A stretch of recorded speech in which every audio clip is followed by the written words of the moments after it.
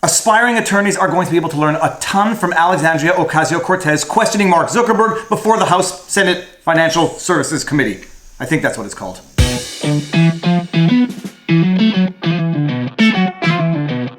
Viva Frei, Montreal litigator turned YouTuber. It's been a while since we've done an analysis of a deposition, and today's is going to be something along those lines, although technically it's not a deposition. They are congressional hearings, but they're conducted like depositions, and I watched Alexandria Ocasio-Cortez questioning Mark Zuckerberg on the Project Libra, which is Facebook's attempt to create a cryptocurrency that's supposed to go live in 2020, and the questioning, it can teach everyone a lot, especially aspiring lawyers, but even people who just want to conduct interviews on their YouTube channel. So we're going to go through it, and I'm going to give you my observations as a commercial litigator with over 12 years experience for whatever it's worth. But first I'm going to open a small parenthesis, and it is without qualification. This is not a political video. I am not attacking AOC for any political reasons. I'm not even attacking her, actually. She raises some legitimate issues against Facebook. I'm just going to go through this witness hearing the way I've gone through previous depositions. Incidentally, if you haven't seen my analysis of depositions, I'll link the playlist right here. And I'm going to give you my thoughts because I think we can learn something from it. So let's get started. You're going down. I don't know if you're making noise about it. Oh! It's good to see you, Mr. Zuckerberg. I think you, of all people, can appreciate using a person's past behavior in order to determine, predict, or make decisions about future behavior. And in order for us to make decisions about Libra, I think we need to kind of dig into your past behavior and Facebook's past behavior with respect to our democracy. All right, so basically this is a deposition. They call them congressional hearings, but they are examining witnesses who are required to answer the questions. Depositions in law are typically conducted in front of a judge, and if they're not conducted in front of a judge, the transcript of the deposition is submitted to a judge who then reads the words on a paper in order to know what the testimony was. This lengthy preamble is not for the benefit of Mark Zuckerberg, it's not for the benefit of the congressional hearings, it's for the benefit of the judge. Think about it this way, the viewing public is the judge in all of this. This lengthy preamble, which is subtly infused with opinion about Facebook, one that I might even share myself, is for the benefit of the judge, that being the general public that Congresswoman AOC knows is going to be watching this video afterwards. And she's setting up the context through which everyone should be hearing, sort of, and interpreting all future questions to Mark Zuckerberg. Now, in a courtroom or in front of a judge, this is pretty useless because it's really nothing more than pleading or argumentation in the context of a deposition. And every lawyer should always bear in mind in the context of a deposition, the purpose of a deposition is not for pleading, it's not for arguing with the witness, it is for asking questions and gathering information to be used in pleading and argumentation later. But in the context of congressional hearings where the Congress people know that it is going to be the general public that are going to be the judges, sometimes this pleading sort of argumentation, grandstanding as they call it, helps to some extent to frame the debate and to frame the questions and to influence the judge, that being the general public, when listening to the future answers to the future questions that have not yet been asked. Mr. Zuckerberg, what year and month did you personally first become aware of Cambridge Analytica? All right, obvious, immediate problem with this question. What does she mean by having become aware of Cambridge Analytica? Does she mean incorporation? Does she mean the existence of the company? Or does she mean the controversy around Cambridge Analytica that occurred sometime in 2018? The question is ambiguous in terms of what she actually means or what she's getting at, and I think Zuckerberg is going to pick up on that in a second, but let's see. I'm not sure of the exact time, but it was probably around the time when it became public. I think it was around March of 2018. I could be wrong, though. Mm-hmm. When did Facebook COO Sheryl Sandberg become aware of Cambridge Analytica? All right, so first, the same ambiguity in terms of what she means of having become aware of Cambridge Analytica. Does she mean the existence of the company or the existence of the controversy? Second, she's asking Mark Zuckerberg when a third party, in this case Sheryl Sandberg, became aware of something. How is Mark Zuckerberg supposed to know when Sheryl Sandberg became aware of something, especially since we don't even know what we mean by having become aware of?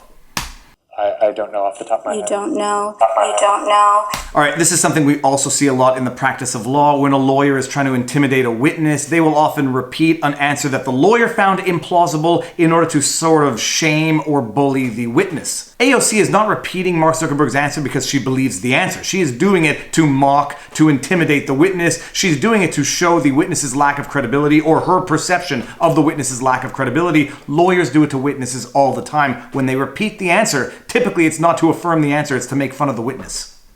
Did anyone on your leadership team know about Cambridge Analytica prior to the initial report by The Guardian on December 11th, 2015? All right, again, same problem. She is asking Mark Zuckerberg questions of other people's knowledge. Now, admittedly, Zuckerberg should know what's going on within Facebook, but she is still nonetheless asking Mark Zuckerberg to testify or answer to the knowledge of third parties. And incidentally, at the very least now, it's becoming more clear as to what she's talking about. She is, in fact, talking about the Cambridge Analytica controversy and not merely, generally speaking, the existence or knowledge of Cambridge Analytica as a company or entity. Congresswoman, I believe so, and that some folks were tracking it internally.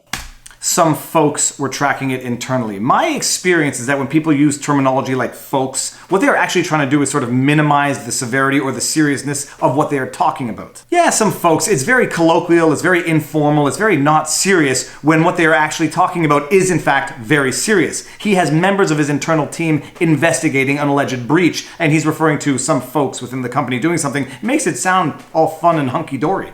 And I'm actually, as you're asking this, I do think I was aware of Cambridge Analytica as an entity earlier. I don't know if I was tracking how they were using Facebook specifically. All right, and there you have it. Now Mark Zuckerberg finally realizes that he should be asking for or seeking some form of specificity on what AOC means when she asks, were you aware of Cambridge Analytica? Now he wants to make sure that he's not going to get caught in not necessarily a lie, but inconsistent testimony as to when he became aware of certain things. Was he aware of Cambridge Analytica in 2012? Possibly. I don't know if the company existed back then, but whatever. He was probably aware of Cambridge Analytica long before he was aware of the Cambridge Analytica scandal, and he wants to make sure now not to be caught with his foot in his mouth or a soundbite that will be forever used against him.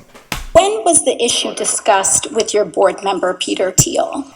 There you go. That is a clear, specific question. Although if I am being a stickler and a hard bottom, I would say, what do you mean by issue? What issue are you talking about? I suspect they mean the data breach, but I'm not 100% certain. Just what issue are you talking about so I can answer the question properly? Congresswoman, I don't know that off the You don't know. This was the largest data scandal with respect to your company that had catastrophic impacts on the 2016 election. You don't know? All right, and what is this if not argumentation, pleading for the general public? Some people are going to agree with what she said, some people are not going to agree with what she said, but what is clear is that it is argumentation. It is arguing with the witness, and Mark Zuckerberg is certainly not going to agree with what she just said. At the very least, it clarifies what the issue was that was in her previous question, but you make a statement like that, it is only for the benefit of people who agree with you. Those who don't agree with you are not going to be convinced by that argumentation with the witness. It's not going to change anything in the witness's testimony. It is just for grandstanding. That's it. It's grandstanding. Lawyers do it all the time. It doesn't help the examination. It makes the lawyer feel better, but it doesn't actually do anything to help their case. Well, Congresswoman, I'm sure we discussed it after we were aware of what happened. Okay. You announced recently that the official policy of Facebook now allows politicians to pay to spread disinformation in 2020 elections and in the future.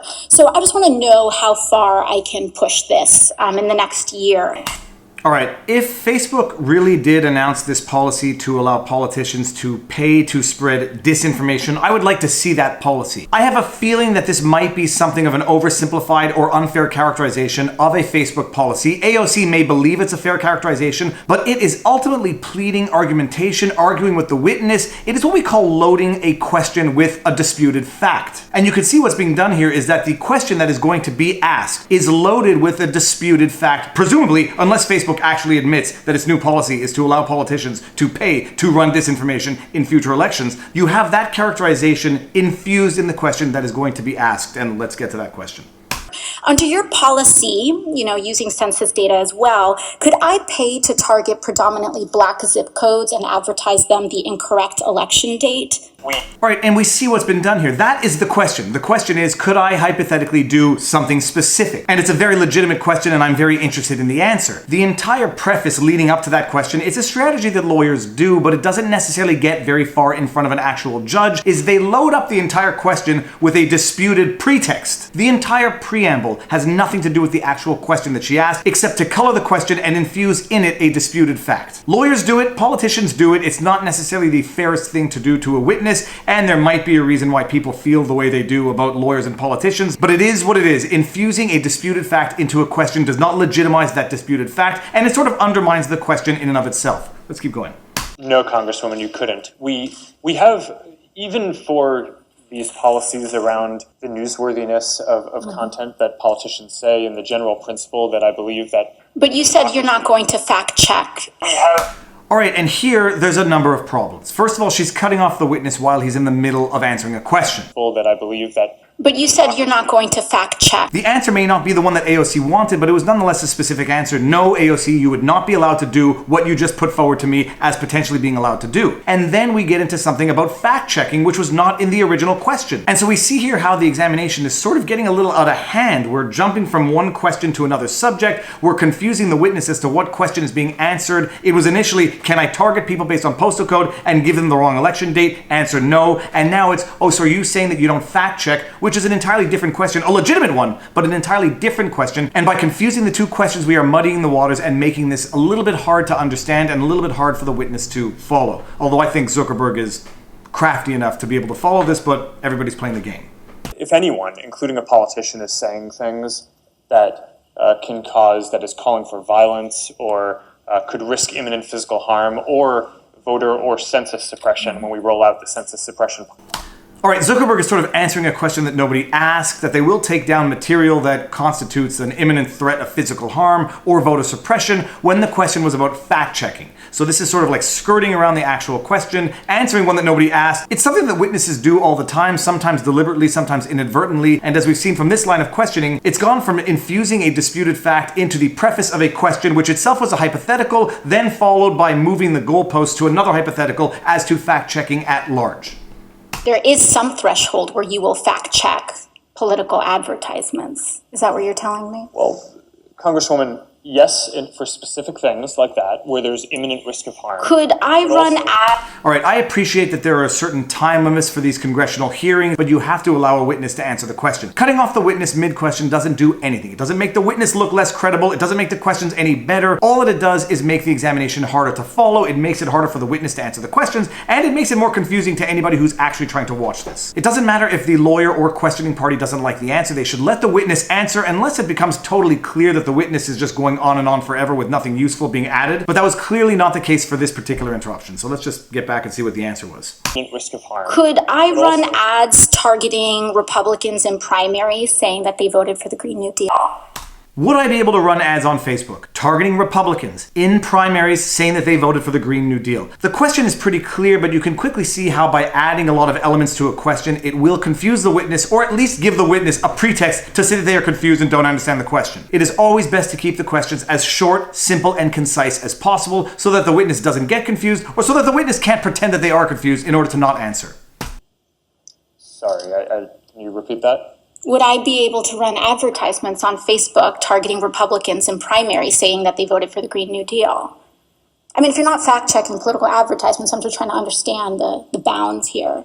And then before the witness even starts answering the question, she adds yet another layer of information to the question. I mean, to the extent that you don't fact check, I'm trying to understand the bounds here. The question was asked, it was a little heavy and contained a number of elements, but ultimately it was pretty clear. Just let the witness answer. If the witness takes 30 seconds to answer, that's going to be telling in and of itself. That's going to be telling to the observer. But just let him answer instead of infusing yet another layer to the question, which might make it even more confusing. What's fair game? I don't know the answer to that off the top of my head. I think so. You don't know if I'll be able to do that. I think probably. And she cut him off again, and she cut him off right when he was about to answer that specific question as to whether or not she would be able to run ads on Facebook targeting Republicans in primaries with apparently a lie to the effect that they supported her Green New Deal. He was right about to answer it, and now we don't know if he was about to say, I think you probably could, or I think you probably could not get away with that. We don't know what he was going to say. I want to know what his answer was going to be. So you don't know if I'll be able to do that. I think probably. This is a pro tip for every lawyer, aspiring lawyer, law student out there. Let the witness answer, and above all else, listen to the answer. That answer in and of itself could have derailed Zuckerberg's entire testimony. I think probably. Do you see a potential problem here with a complete lack of fact-checking on political advertisements? Robert Duvall, A Civil Action, the best line of the movie, never ask a question if you don't know the answer. There's another sort of lesser-known expression in law. Don't throw out lob ball questions to a smart witness who can smack it out of the park. That was a lob ball question, and any well-prepared, reasonably intelligent witness could have smashed that out of the park if they were so inclined. Do I not see a potential problem with not fact-checking political advertisements on Facebook? As a matter of fact, Congresswoman Ocasio-Cortez Ocasio-Cortez, I do see a potential problem with it. The problem is I see an even bigger potential problem with creating that burden on Facebook or any other entity to fact check something. What is going to be the criteria? Who are going to be the fact checkers? Who are going to fact check the fact checkers? When is something a fact versus a falsehood versus spin? When is something a fact versus a falsehood versus an inaccuracy? When is something a fact versus a falsehood versus an exaggeration? Do you want the government to come in and regulate and fact check the accuracy of political posts on Facebook? If so, which political party is going to do it? And if they do it, which political party are they going to be doing it for? Is it Facebook's obligation to fact check for the general population? Is it Facebook's obligation to do the thinking for the general population? Congresswoman Ocasio-Cortez, I do see a risk in not fact checking the posts on Facebook, but I see an even greater risk in having the obligation to do so. Home run answer to a lob ball question. Zuckerberg didn't really do it, but that is why you don't throw out lob ball questions to which you don't know the answers, because a reasonably well prepared and intelligent witness will smash it out of the park 9 out of 10 times. Well, Congresswoman, I think lying is bad, and I think if you were to run an ad that had a lie, that would be bad. That's different from it being, for in our position, the right thing to do to prevent your constituents or people in an election from seeing that you had lied. All right, and Zuckerberg's answer is not as eloquent and home runish as it could have been, but I do sort of understand what he's saying here. He's saying that if a politician is going to run a lie of a Facebook ad, they sort of think maybe it's their obligation to leave it out there so that people know that that politician lied in the first place. So you won't take down lies, or you will take down lies? I think that's just a pretty simple yes or no. All right, this is a tactic that lawyers often use, and it's typically to intimidate the witness into giving a yes or no answer to questions which are not necessarily in and of themselves yes or no answers. I appreciate that AOC perceives this to be a simple yes or no answer. I can understand on paper why it should be a yes or no answer, but in reality it is not necessarily a yes or no answer, and the witness should still be allowed to answer, even if that answer is an evasive non-answer answer of the answer. I'm not talking about spin. I'm talking about actual yes, in most disinformation. cases, in a democracy, I believe that people should be able to see for themselves what politicians that they may or may not vote for So are you saying. won't take them down. Won't take them down. Again, she's interrupting the witness. She may not like the answer, and the answer may be a little evasive because the answer to me sounds like a no, we will not remove lies, with a but, and this is why we will not do it. And incidentally, one of the other risks of cutting a witness off in the middle of an answer, even if you don't like the answer might be making the witness look bad. And by cutting the witness off, you no longer let the witness make himself look bad in front of Congress. Let Zuckerberg answer the question with what some are going to believe to be a totally convoluted non-answer or a no with a but. Let him answer that. Let him lose credibility himself. But by interrupting him, you may be depriving him of his ability to cause himself to lose credibility. Sometimes it is worth it to let the witness answer a question, especially if you know they are digging a hole for themselves. So you won't take, you may flag that it's wrong, but you won't take it down. Congresswoman, it depends on the context that it shows up. Organic post, ads, the treatment is a little... One question.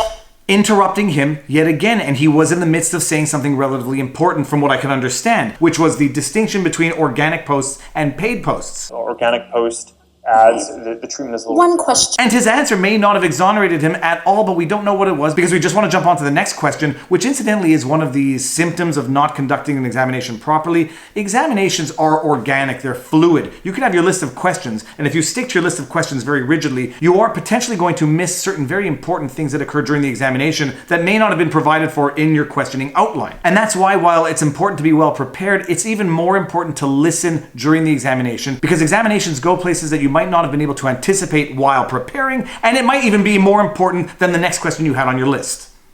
One more question. In your ongoing dinner parties with far-right figures, some of who advance the conspiracy theory that white supremacy is a hoax, did you discuss so-called social media bias against conservatives, and do you believe there is a bias? Repeat that question 5 times, and if you are not able to repeat that question 5 times, the question is too complicated and convoluted. And let's just walk through one by one all of the elements in that question. In your ongoing dinner parties with far-right figures, some of whom advanced a conspiracy theory that white supremacy is a hoax, did you discuss so-called social media bias against conservatives? And do you believe there is a bias? That question is argumentation, and while it might be good for pleading at a later date, it is not a question that is going to be useful in an examination. Very few witnesses are going to be able to remember that question even if they wanted to answer it, and for those that didn't want to answer it in the first place, it gives them all the fuel on earth to say, I don't understand that question, can you ask it again? Congresswoman, So I don't remember everything that was in the question. That's all right, I'll move on. Can you explain? That's all right, I'll move on from the question that I just asked, to which there was no answer given. What was the purpose of asking the question in the first place? If it's argumentation, fine, so be it, but the time and place for argumentation is not in the examination. This holds true for all lawyers. Can you explain why you've named the Daily Caller, a publication well documented with ties to white supremacists, as an official fact checker for Facebook? Here's another one of those questions. Can you explain why you named the Daily Caller, a publication well documented, for whatever that means, with ties to white supremacists, as an official fact checker for Facebook? That question presupposes a number of facts that are going to be impossible to verify during the examination, and at the very least are going to be easy to dispute if the witness doesn't want to answer the question. Well, I disagree with the premise of your question, so therefore I don't want to answer it. Incidentally, I didn't know what the Daily Caller was, so I had to Google it to see what it was, and it turns out it's a right-wing news website founded by Tucker Carlson and Neil Patel. And so I think a great many people would probably disagree with the premise of Congresswoman Ocasio-Cortez's question. I suspect that a great many people might disagree that the Daily Caller has well-documented ties to white supremacists, but you see that by infusing these disputed facts into the question, it would allow any witness to deny or sort of get away from answering the actual question because of the disputed facts that are infused into the question. The question can be so much more clear and succinctly put. How did Daily Caller become a fact checker for Facebook? How does Facebook choose fact checkers? But at the very least, put a clear question to the witness. Don't put a question to the witness that is infused with a disputed fact, even if you are thoroughly convinced of the fact that you have so infused into the question to the witness. It just makes it easier for the witness to skirt around answering the question. Congresswoman, sure. We actually don't appoint the independent fact checkers. They go through an independent organization called the Independent Fact Checking Network that has a rigorous standard for who they allow to serve as a fact checker. All right, so this would be a very good example of an answer to a question that would lead to other questions that are probably not on the prepared list of questions. That information was news to me, and I suspect it might have also been news to AOC, and listening to Zuckerberg's answer that they don't actually appoint the fact checkers, it's done by an independent body, my next question to Zuckerberg, based off that answer, would be, does Facebook have veto power in approving or refusing a fact checker, even if it is so chosen by this allegedly independent organization? I don't think that question gets asked, but that would have been my next question. So you would say that white supremacist tied publications meet a rigorous standard for fact checking? This is a very interesting thing here, actually, because she is clearly asking the next question that she had prepared without actually having listened to the answer that was just given. But she didn't appreciate that in Zuckerberg's answer, he just testified to the effect that Facebook does not pick the fact checkers, it's this independent organization. Yet her next question on her list was, this right-wing website with well-documented ties to white nationalism passes your rigorous test. But that wasn't his answer. His answer was, in fact, that it's an independent third party that does the verification and not Facebook themselves. So this question is basically academic. It's without an object. It's no longer applicable given the answer that he just gave. But I think that AOC was sort of so entrenched in the questions that she had prepared that she didn't actually listen to the answer to know that this question would no longer be applicable. Thank you.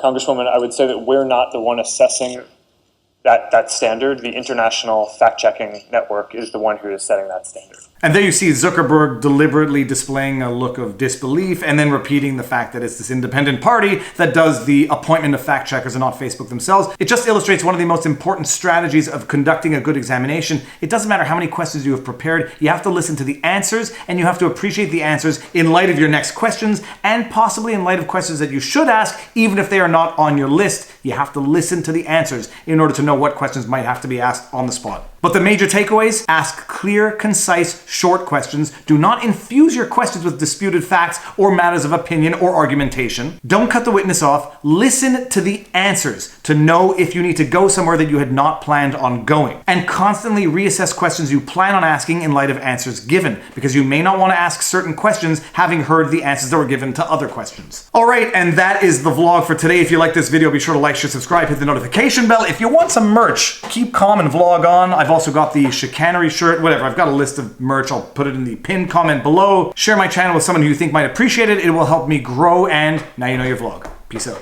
Booyah!